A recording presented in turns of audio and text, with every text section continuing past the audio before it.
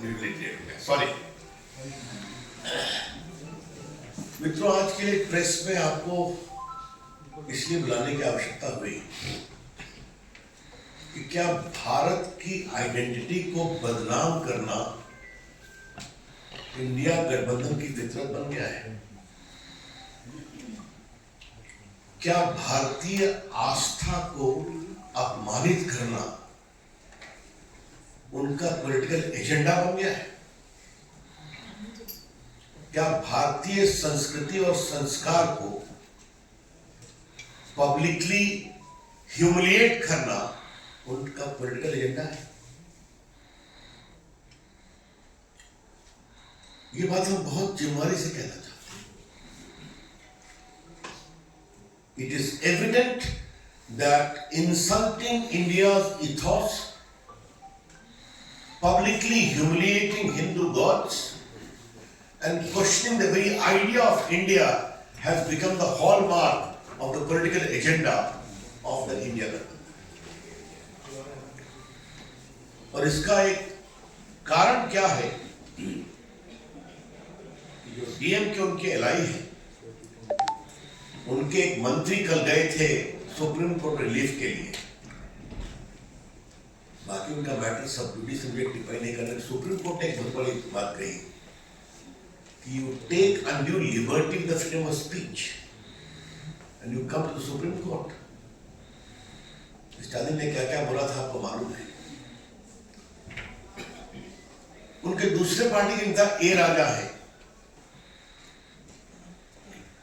उन्होंने एक भाषण दिया है।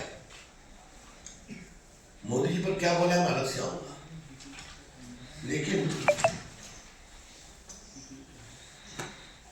वो जो बात कहना चाह रहे हैं, India is not a nation, understand this well, India is never a nation, one nation means one language, one tradition, one culture, then only it is nation. India is not a nation but a subcontinent. ये माओवादी विचारधारा है, आप जानकारी के लिए।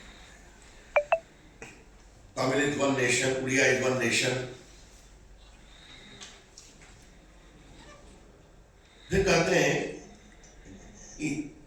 if this is your Jai Shri Ram, if this is your Bharat Mata ki Jai, we will never accept that Jai Shri Ram and Bharat Mata. Tamil don't accept. You go and tell we are enemies of Ram. हमने उनके तमिल भाषण का पूरा अनुवाद मेरे पास है, मैं repeat कर रहा हूँ। If this is your Jai Shri Ram, if this is your Bharat Mata ki Jai, we will never accept that. Jai Shri Ram and Bharat Mata ki Jai. Tamil Nadu won't accept. You go and tell we are enemies of Ram. ये महाशय वही है जो 2G घोटाले में भयंकर आरोपी थे। लोअर कोर्ट का एक फैसला आया है, which in my considered view as a student of law is a seriously questionable judgment. Appeal pending है, आप जानते हैं उसके खिलाफ दिल्ली हाईकोर्ट। और मैं उस महकमे का मंत्री रहा हूं, तो ये जो मंत्री थे तो क्या क्या इन्होंने किया काफी जानकारी है। लेकिन मेरा सवाल ये है कि ये टिप्पणी उनके एक नेता की है, इसके पहले स्टालिन की थी, वो एमपी भी है, संविधान की शपथ लिए। कांग्रेस पार्टी से पूछना चाहूंगा, राहुल गांधी से, सोनिया जी से, प्रियंका से, खड़गे साहब से, आप इसको सही मानते हैं? क्योंकि आपको मोदी जी को हटाना है, इसलिए उनको गाली पड़ते हैं, अलग विषय है। लेकिन ये जो शब्द we are enemies of Ram, क्या इससे आप एग्री करते हैं? इफ यू से भारत माता की जय, we will never accept it.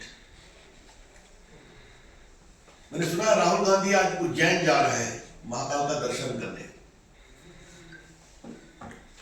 हमारे संजय मयूर ये बहुत बड़े भक्त हैं महादेव के, हम लोग भी हैं। वहां जा करके तो महादेव की स्तुति करेंगे ना राहुल गांधी, जय महादेव बोलेंगे ना, तो बोलेंगे तो इसको कैसे एक्सेप्ट करते हैं? कांग्रेस पार्टी के लोग दिखावे के लिए जाते हैं मंदिर में, और भारतीय आस्था, भारतीय ईश्वर की पद्धति, हमारे संस्कार, इन सबों का अपमान करते हैं। या खामोश रहते हैं? यह है बड़ा सवाल। इसलिए इंडिया गठबंधन या तो भारत के आस्था, संस्कार, संस्कृति, सनातन के अपमान पर चुप रहता है, मौन स्वीकृति या बोलने की हिम्मत नहीं कर पाता, क्योंकि चुनाव जीतना जरूरी है। तो क्या कांग्रेस पार्टी और उनके सहयोगी किसी हद तक जाएंगे? और एक बड़ा संवैधानिक सवाल मैं उठाना चाह रहा हूं, जो संविधान की बहुत दुआ देते हैं। संविधान में लिखा हुआ है India that is Bharat. Bharat को एक संवैधानिक एकता संविधान में दी गई है, और जितने भारत के स्टेट्स हैं उनका नाम उसमें है, जितने भारत की भाषा है उनको विशेष दर्जा दिया गया है। तो यही तो विविधता में एकता का मूर्त रूप संविधान में है। क्या समझेंगे लोग? कितना समझेंगे? दूसरा सवाल मुझे करना है, और ये बात मैं बहुत गंभीरता से करना चाह रहा हूं। जिस तरह का डीएम का वक्तव्य आया है, वी विल नेवर एक्सेप्ट जय Shri Ram, Bharat Mata, Tamil Nadu won't accept, you go and tell we are enemies of Ram. तो क्या डीएमके को किसी दूसरे पंथ के ईश्वर के बारे में ऐसा बोलने का अधिकार है? ऐसा वो बोल पाएंगे क्या? Will DMK use this kind of derogatory comment against the gods of other faith? हम सभी फेथ का सम्मान करते हैं, और यही तो भारत का संस्कार है ऋग्वेद में, एकम सत्य विप्रा बहुधा वदन्ति। सत्य एक है, उसके जाने के मार्ग अलग अलग है। तुम अपने मार्ग से जाओ, मैं अपने मार्ग से जाऊंगा, क्योंकि ये सभी एक ही पद पर मिलते हैं जहां मैं परम सत्य है। यही है ना? तो फिर पूछ रहा हूं डीएमके से और इंडिया गठबंधन के सहयोगियों से, राम को दुश्मन बताना, क्षमा करें, ये शब्द मेरे नहीं है। तो क्या आपकी हिम्मत है कि अन्य पंथों के ईश्वर के बारे में इस तरह की आप अपमानजनक टिप्पणी कर सकते हैं, और आपको करने दिया जाएगा? कृपया करके हिंदू सेंटिमेंट को इस तरह से अपमानित नहीं करें, हिंदू आस्था को इस तरह से लज्जित नहीं करें, ये हम कहना चाहेंगे।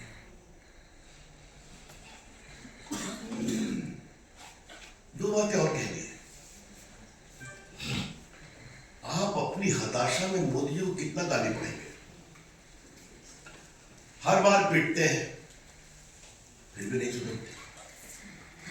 14 में पीटे, 19 में पीटे, अब की बार सुपड़ा साफ होने की स्थिति बन रही है, फिर भी क्या क्या ऐसे शब्दों का प्रयोग मोदी जी के बारे में किया गया है। तो जो बीबीसी का एक क्या था, मुस्लिम्स वर स्लॉटर्ड इन ग्रुप्स, जबकि भारत के सुप्रीम कोर्ट ने सबको गलत पाया, उसी को रिपीट किया जाता है। और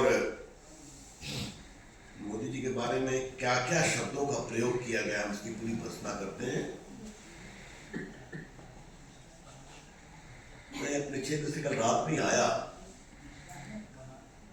तो लगा कुछ टिप्पणी लालू प्रसाद ने भी करना चाहिए। कुछ मैंने पटना में की थी, आज इच्छा है करने की, थोड़ा विस्तार से पार्टी के राष्ट्रीय मंच। लालू जी, आपने कहा कि मोदी जी को कोई संतान नहीं है, और मोदी जी हिंदू नहीं है, और जब वो कह रहे थे तो अपने पूरे परिवार को मंच पर बैठा करके दिखावा कर रहे थे। याद है ना? उनकी पार्टी के मंच पर कौन बैठता है उनका विषय, लेकिन दोनों बेटा का हाथ पकड़ के पंचायती दिखा रहे थे। लालू जी, आप राम मनोहर लोहिया की बात करते हो, कर्पूरी ठाकुर जी की बात करते हैं, यही सिखाया आपने, यही सिखाया आपने कि मेरा सामाजिक न्याय मेरे परिवार का सम्मान है, बस।